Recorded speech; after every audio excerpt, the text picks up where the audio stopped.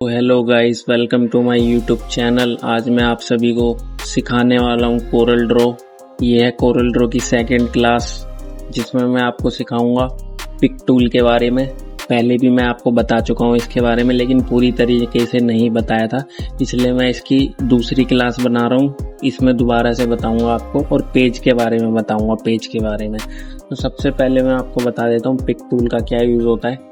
Pick tool का use हम करते हैं किसी भी चीज़ को पिक करने के लिए। जैसे मैंने यहाँ से पिक टूल ले लिया है। पिक टूल जैसे यहाँ पे आपको दिख रहा होगा, तो मैंने पिक टूल ले लिया है। अब मैं इसको ऑब्जेक्ट को उठा के कहीं भी रख सकता हूँ, चाहे कोई भी ऑब्जेक्ट हो। जैसे अभी तो मैंने यहाँ पे रेक्टेंगल बनाया है, अब मैं यहाँ पे एक एलिप्स बना लेता हूँ। इसको भी मैं उठा के कहीं भी रख सकता हूँ। अब मेरे को चाहिए कि ये तीनों ऑब्जेक्ट मैं एक साथ सिलेक्ट करूं, तो तीनों को मैं एक साथ सिलेक्ट कैसे कर सकता हूं। पहले पिक टूल ले लूँगा मैं, और इनके चारों तरफ ऐसे ड्रैग करूँगा माउस को, तो ये तीनों ऑब्जेक्ट एक साथ सिलेक्ट हो गए। अब इनको मैं उठा के एक साथ कहीं भी ले जा सकता हूँ, छोटा बड़ा कर सकता हूँ, देख सकते हैं गाइस आप। और ये सब चीज़ें मैंने वैसे आपको पहले वाली वीडियो में भी बताया था, लेकिन मैं फिर से बता देता हूँ एक बार अच्छे से आपको।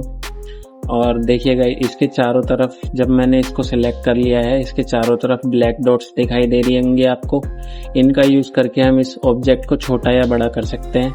जैसे मैं इस किनारे से इसको छोटा करके दिखाता हूँ आपको। ये छोटा हो गया और फिर से बड़ा हो गया। किसी भी किनारे से अगर आप छोटा या बड़ा करेंगे इसको, तो ये चारों तरफ से इक्वल साइज में छोटा बड़ा होगा, देख सकते हैं आप। ये देखिएगा ओके। अब इसके जो साइडों में डॉट्स दे रखे हैं, ऊपर नीचे और लेफ्ट साइड में, राइट साइड में, इनसे पकड़ के आप छोटा बड़ा करते हैं, तो ये इस तरीके से, कुछ इस तरीके से प्रोपोर्शन में छोटा या बड़ा होगा। ऊपर से हम बड़ा कर सकते हैं, नीचे से भी कर सकते हैं, इसको छोटा कर सकते हैं, साइडों से भी छोटा बड़ा कर सकते हैं। जैसा भी आपकी रिक्वायरमेंट हो आप कर सकते हैं। उसके बाद आता है इसके ऑब्जेक्ट में हम कलर फिल कैसे कर सकते हैं। पिक टूल का यूज़ करके ही होगा वो भी। जैसे भी जिस ऑब्जेक्ट में आपको कलर फिल करना है ना, उसको पहले सिलेक्ट करो। उसके बाद आपको जो भी कलर फिल करना है वहाँ पे ले जाके लेफ़्ट क्लिक कर दो। यहाँ से हमने लेफ़्ट क्लिक करा तो इसके अंदर रेड कलर फिल हो गया है। अभी इसकी जो आउटलाइन है ना, आउटलाइन में ब्लैक कलर है। आउटलाइन को पहले मैं थोड़ा मोटा कर लेता हूँ, इसकी थिकनेस को बढ़ा देता हूँ। यहाँ से देख सकते हैं आप, यहाँ से हम आउटलाइन की थिकनेस बढ़ा सकते हैं। मैंने 8 पॉइंट कर दी। अब आपको आउटलाइन दिख रही होगी ब्लैक कलर की। मैं चाहता हूँ कि आउटलाइन में भी अलग कलर हो जाए, तो मैं चाहता हूँ यहाँ से येलो कलर फिल करना। लेकिन आउटलाइन में कलर फिल करने के लिए पहले आपको ऑब्जेक्ट सिलेक्ट करना है, उसके बाद कलर जो भी फिल करना है वहाँ पे माउस ले जाएंगे, और अब की बार आपको यहाँ पे राइट क्लिक करना है। पहले हमने लेफ़्ट क्लिक का यूज़ करा था, लेकिन अब राइट क्लिक का यूज़ करेंगे आउटलाइन में कलर करने के लिए। ये देखिए गाइस, अब हमारी जो आउटलाइन है वो येलो कलर की हो गई है, और उसके अंदर जो कलर फिल है ऑब्जेक्ट के, वो रेड कलर है। तो ऑब्जेक्ट में अगर आपको कलर फिल करना है तो लेफ़्ट क्लिक का यूज़ करेंगे, और उसके आउटलाइन में कलर फिल करना है तो राइट क्लिक का यूज़ करेंगे। और अगर इसके अंदर से आपको कलर हटाना है पूरी तरीके से, उसके लिए क्या करेंगे, हम यहाँ पे जाएंगे। यहाँ पे लेफ्ट साइड सबसे किनारे पे जो आपको दिख रहा होगा, ये जिसमें रेड लाइन आ रही है बीच में, इस पे जाके हम लेफ़्ट क्लिक कर देंगे। तो इसके अंदर से कलर अब गायब हो चुका है, बिल्कुल भी कलर नहीं है इसके अंदर। वो कैसे पता चलेगा, ये देखिए गाइस, मैंने इसको पेज के बीच में रख दिया, तो हमें पेज का जो लाइन है वो दिखाई दे रहा है इसके बीच में से।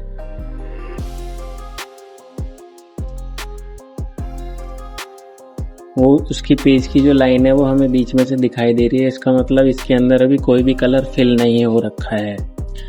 अब देखिए, मैं इसको कलर फिल कर देता हूँ। अब वो लाइन हमें नहीं दिखाई दे रही है। ठीक है, आउटलाइन में से भी हम कलर ऐसे ही मिटाएंगे। यहाँ पे ले जाएंगे, और यहाँ पे हमें अब की बार राइट क्लिक करना होगा। अब आउटलाइन इसमें से गायब हो चुकी है। वापस लाना है आउटलाइन को, तो किसी भी कलर पे जाके आप राइट क्लिक कर दो। अब इसके अंदर आउटलाइन अभी अब दिखेगी। ये देखिए, रेड कलर की आउटलाइन आ गई है। इसकी जो मोटाई है वो मैं यहाँ से बढ़ा देता हूँ, अब आपको दिख जाएगी। अब ये देखिए, मैं इसकी आउटलाइन ब्लैक कर देता हूँ और इसके अंदर का जो कलर है वो ब्लू कर देता हूँ। और पिक टूल का एक चीज़ में और यूज़ होता है जो कि बहुत ज़रूरी चीज़ है। अगर आप मान लो इस सेम ऑब्जेक्ट की कॉपी बनाना चाहते हो एक, वो कैसे बनाएंगे हम माउस का यूज़ करके ओनली। आपको इस ऑब्जेक्ट को उठा के लेकर जाना है जहाँ भी आपको रखना चाहते हो आप, और इसको छोड़ने से पहले आप राइट क्लिक दबा देंगे। राइट क्लिक दबा के दोनों को एक साथ छोड़ देंगे तो इसकी कॉपी बन जाएगी। अब मैं इन दोनों को एक साथ सिलेक्ट करता हूँ और नीचे की तरफ लेके जाता हूँ और इसको छोड़ने से पहले राइट क्लिक दबा देता हूँ, तो इन दोनों की कॉपी बन गई। ठीक है गाइस, बहुत ही आसान चीज़ है ये। आप प्रैक्टिस करेंगे तो आप इसमें मास्टर हो सकते हैं, तो प्रैक्टिस ज़रूर करना। ठीक है गाइस, और उसके बाद एक चीज़ और होती है पिक टूल से। अभी मैं चाहता हूँ कि इस ऑब्जेक्ट को मैं रोटेट करना चाहता हूँ। अभी तो ये सीधा है, मैं चाहता हूँ ये रोटेट हो जाए। उसके लिए मैं क्या करूँगा, पहले तो इसको सिलेक्ट करूँगा मैं। अभी एक बार क्लिक करा है मैंने, अब इस पर दूसरी बार जब क्लिक करूँगा ना मैं, तो ये देखिए इसके जो किनारे पे एरोस बन के आ गए हैं ना, ये रोटेशन वाले एरोस हैं। तो पहले इनको साइड कर देता हूँ मैं, तब आपको अच्छे से समझ आएगा। एक बार क्लिक किया, फिर एक बार और क्लिक किया, अब इसकी जो ओरिएंटेशन है वो चेंज हो चुकी है। अब ये रोटेशन मोड में आ चुका है। रोटेशन मोड में आने के बाद जब हम इसके किनारे पे लेके जाएंगे माउस, तो हम इस पे क्लिक करके इसको घुमा सकते हैं। ये देखिए गाइस, कितनी आसानी से मैं इसको घुमा पा रहा हूँ। ऐसे ही आप किसी भी ऑब्जेक्ट को घुमा सकते हैं। और उसके अंदर बीच में आपको सेंटर पॉइंट दिखाई दे रहा होगा, इस सेंटर पॉइंट को उठा के भी आप कहीं भी रख सकते हैं। जैसे मैंने यहाँ रख दिया, तो अब ये सेंटर पॉइंट हमने इसके राइट कॉर्नर पे रख दिया है, तो हम इसको घुमाएंगे ना तो ये राइट कॉर्नर से ही घूमेगा। ये देखो, देख सकते हैं आप गाइस, बिल्कुल इस किनारे से ये हिल नहीं रहा है जहाँ पे हमने इसका सेंटर पॉइंट रखा है, और ये यहाँ से हिलेगा भी नहीं। जहाँ भी इसका सेंटर पॉइंट होगा ना, ये उसी जगह से रोटेट होगा। अब देखिए, मैंने इस ऑब्जेक्ट के बाहर रख दिया इसका सेंटर पॉइंट, तो ये वहीं से रोटेट होगा। ये देखिए, ऐसे ही आप इन चीज़ों का यूज़ करके प्रैक्टिस कर सकते हैं। अभी ये बेसिक लग रहा होगा आपको, मज़ा नहीं आ रहा होगा, लेकिन ये चीज़ें सीखना बहुत ज़रूरी है। आगे की क्लासेस में आपको मैं और चीज़ें बताऊंगा, लेकिन ये बेसिक नॉलेज होना बहुत ज़रूरी है। तो इन चीज़ों की प्रैक्टिस ज़रूर करना। आप खाली वीडियो देखने से काम नहीं चलेगा, आपको खुद से भी प्रैक्टिस करनी पड़ेगी। तो इन चीज़ों की ज़रूर प्रैक्टिस करना आप अपने सिस्टम पे। तो गाइस, पिक टूल का जो मेन यूज़ होता है वो यही होता है। बाकी एक चीज़ एक बार मैं आपको कॉपी करने का तरीका और बता देता हूँ।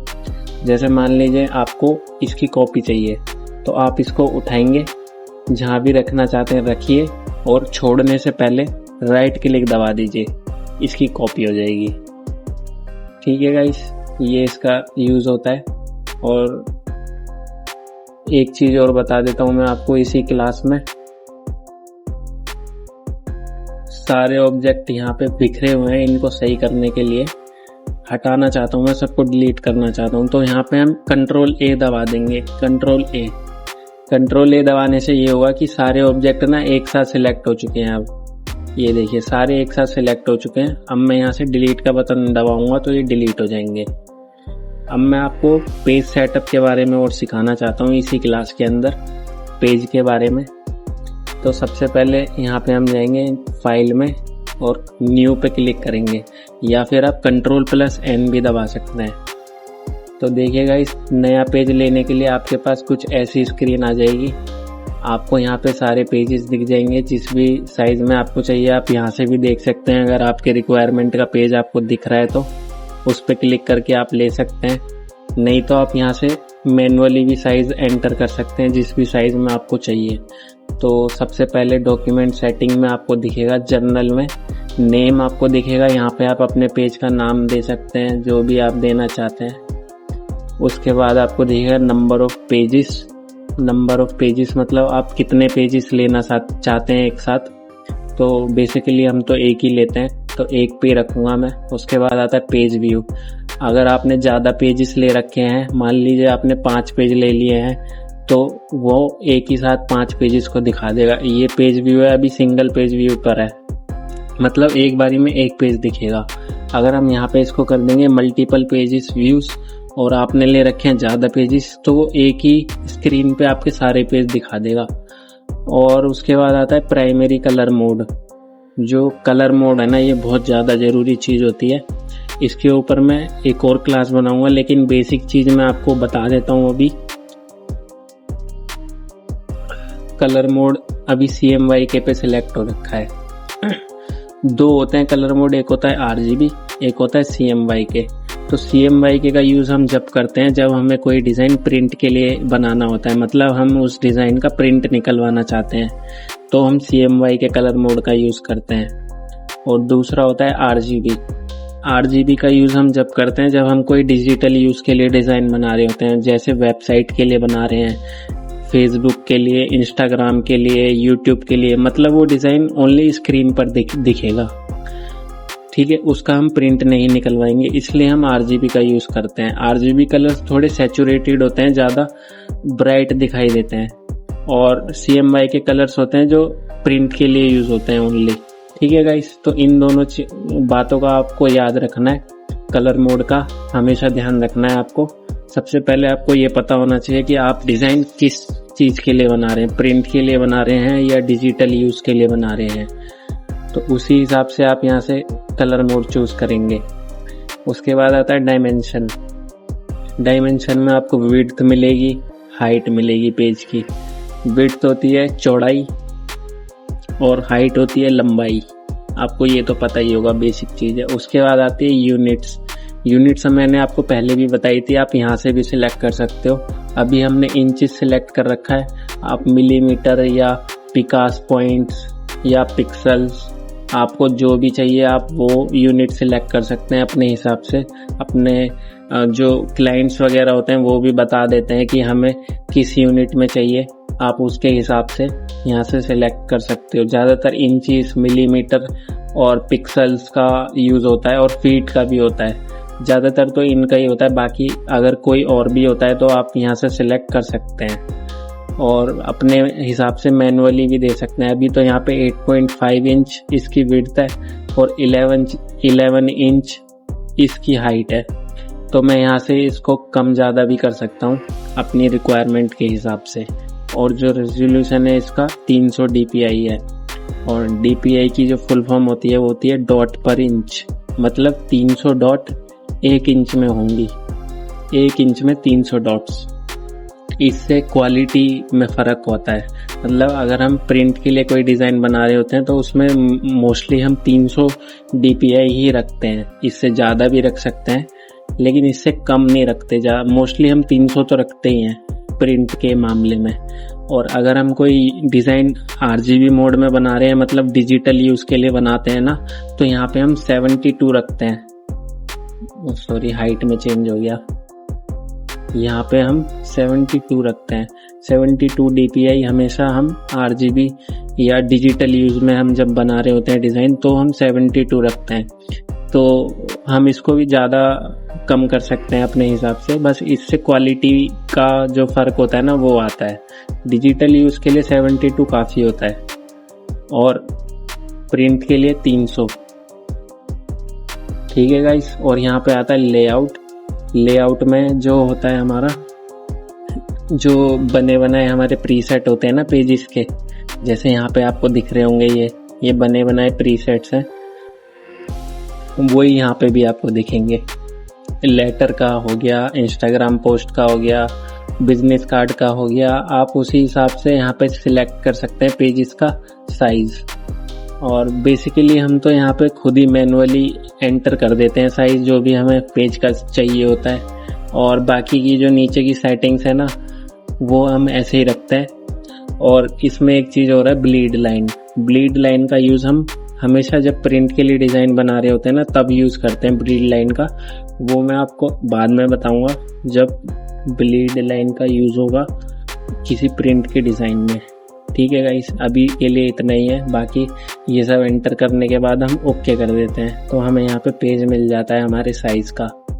और पेज लेने के बाद भी अगर आपको कुछ चेंजेस करने हैं ना पेज में, तो हम यहाँ से कर सकते हैं। ये रहा पेज का पूरा वो दे रखा है प्रॉपर्टी बार। प्रॉपर्टी से हम यहाँ से लेटर, ये पूरा जो अभी पेज टाइप था ना पूरा, ये यहाँ पे वही दे रखा है पूरा पेज टाइप। और ये इसकी विड्थ, ये इसकी हाइट है। यहाँ से ओरिएंटेशन है, लैंडस्केप और portrait.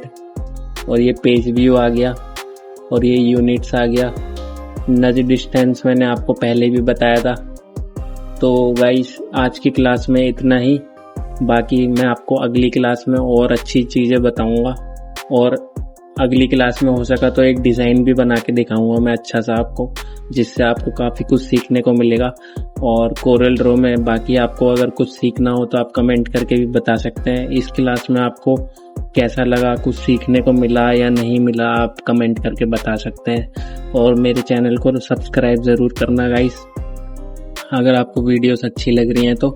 Thank you for watching guys.